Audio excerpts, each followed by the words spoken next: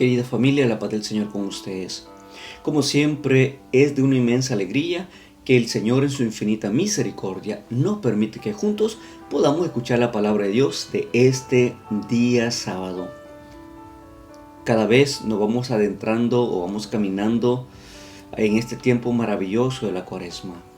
Tiempo en donde realmente vamos a lo profundo de nuestro corazón a verificar nuestra vida. ¿Qué cuestiones, qué situaciones, qué pecado tengo que quitar de mi vida? Entonces la palabra nos cuestiona y la palabra de Dios nos invita de veras a ser buenos testigos del amor de Dios para llegar a la Pascua justamente con un corazón renovado y con una alegría inmensa. Les invito pues que escuchemos la palabra de Dios y recemos con ella. El Señor esté con ustedes y con tu espíritu. Proclamación del Santo Evangelio según San Juan. Gloria y honor a ti, Señor Jesús. En aquel tiempo, algunos de la multitud, al oír estas palabras, decían: «Este realmente es un profeta». Otros decían: «Este es el Mesías». Otros preguntaban: «¿Acaso el Mesías vendrá de Galilea? ¿No dice la Escritura que el Mesías vendrá de la descendencia de David y de Belén, el pueblo de David?» La gente estaba dividida a causa de él. Algunos intentaban arrestarlo, pero nadie se atrevía a hacerlo. Cuando los guardias volvieron, los sumos sacerdotes y los fariseos les preguntaron: «¿Por qué no lo han traído?». Ellos contestaron: «Jamás hombre alguno ha hablado como este hombre». Replicaron los fariseos: ¿también ustedes se han dejado engañar? ¿Quién de los jefes o de los fariseos ha creído en él? Solo esa gente maldita que no conoce la ley. Nicodemo, uno de ellos, que había acudido a Jesús en otra ocasión, les dijo: ¿acaso nuestra ley condena a alguien sin haberlo escuchado antes para saber lo que hizo? Le contestaron ellos: ¿también tú eres Galileo? Estudia y verás que de Galilea no salen profetas. Y cada uno se marchó por su lado.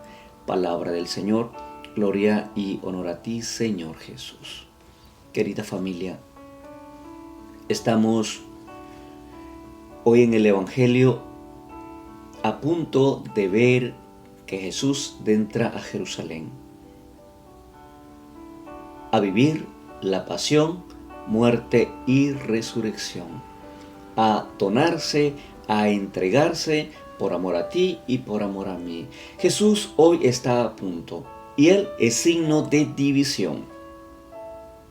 Muchos lo escuchan, muchos se están convirtiendo. Tal es el caso que hoy dice la palabra de Dios, que dentro de la multitud unos decían: es un profeta. Las palabras que salen de Jesús son palabras esperanzadoras, palabras de consuelo, palabras de misericordia y bondad.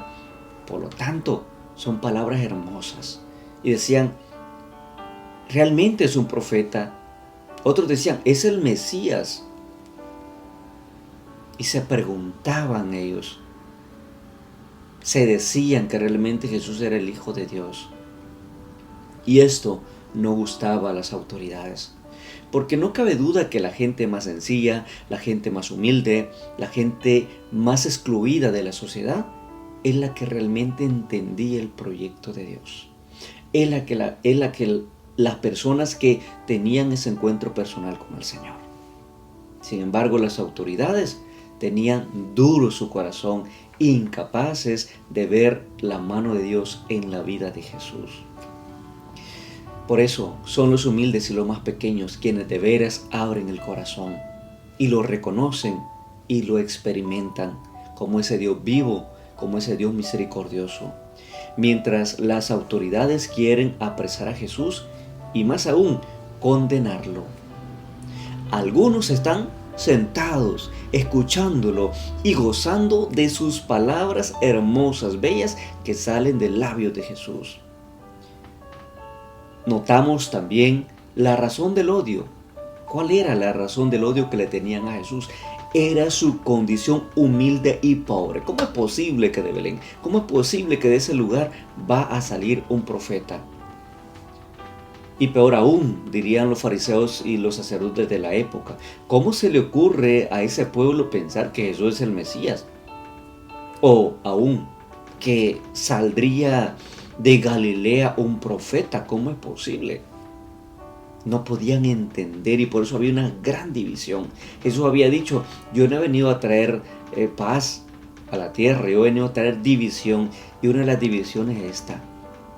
El pueblo estaba dividido entre los que creían y habían tenido la experiencia con Jesús y las autoridades que habían endurecido su corazón y no podían, por la hipocresía, de ver la mano de Dios en sus vidas. Hay conflicto de intereses entre la gente, los poderosos y los más humildes. ¿Por qué? Por el origen pobre, humilde de Jesús. Ese era el objetivo de discusión, que cómo es posible que Él sea el Mesías, cómo es posible que Jesús sea realmente el Hijo de Dios. ¿Por qué? Porque ellos esperan un Mesías con condiciones diferentes. ¿Cómo era el Mesías que esperaban ellos? Era un Mesías con condición excepcional, más aún, con poderes angélicos, casi divino. Sin embargo, Jesús es descendiente, indirecto, pero descendiente de la casa de David y originario de Belén, según San Juan. ¿Y cómo es posible? ¿Cómo nos cuesta de veras ver en los demás el rostro divino? ¿Cómo nos cuesta mostrar misericordia para las otras personas? Porque las criticamos antes, sin darnos cuenta el gran regalo y el gran tesoro que hay en sus vidas. También nos puede pasar a nosotros, a ti y a mí, criticar antes de tiempo a los demás. Pero el querer de Dios no es el querer de la humanidad, no es el querer del hombre. El querer de Dios es otro. Por eso Él sondea el corazón y las entrañas de las personas. El mundo realmente se fija en los apellidos, en los títulos y en la raza. Fíjense bien. Nos fijamos en los títulos, nos fijamos en la raza y nos fijamos en los apellidos. Es que yo soy de apellido tal. Como si eso fuera lo más importante y una gran cosa. Por lo tanto, teniendo un apellido, desprecian a los más empobrecidos y a los más humildes, a los desconocidos por la sociedad, ya que según ellos, para las autoridades, son indignos de la promesa de Dios. A veces también nos puede suceder que nosotros mismos, como iglesia, podamos despreciar a los más pobres, a los más desposeídos, a los emigrantes, a los necesitados o a los enfermos. Debemos de tener sentido común y mostrar ese rostro amoroso y compasivo, porque alguien nos amó primero y fue Jesús. También ustedes y yo, tú y yo, debemos de dar amor a los demás. Jesús proclama un mundo diferente. Jesús proclama un mundo al revés. Sí, al revés. En una comunidad diferente. En la comunidad de discípulos y misioneros. Tiene que ser distinta.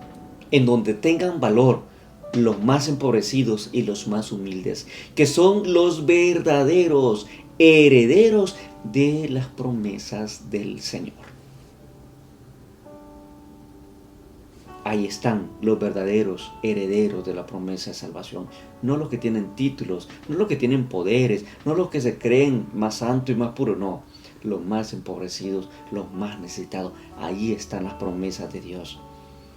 Dios ha encomendado esta causa a los más empobrecidos, porque es a ellos a quienes se les revela.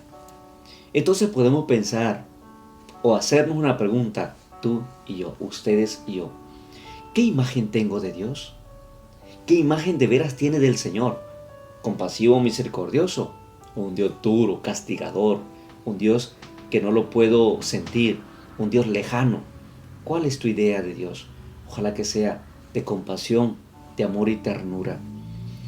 O también podemos preguntarnos, ¿qué lugar ocupan los pobres en nuestra vida? Porque cuando tenemos, oprimimos a los demás. Cuando tenemos, perjudicamos a la gente menos, que tiene menos. Entre más tengamos, entre más grandes seamos, que se nos note que Dios está con nosotros en la humildad y en la sencillez. Y entre más títulos tengamos, más humildad espera el Señor de nosotros. Le bendigo, familia, en el nombre del Padre, del Hijo, del Espíritu Santo. Amén. Feliz sábado. Que el Señor nos ayude realmente a descubrirlo en el rostro de los más empobrecidos. Bendiciones. Feliz día.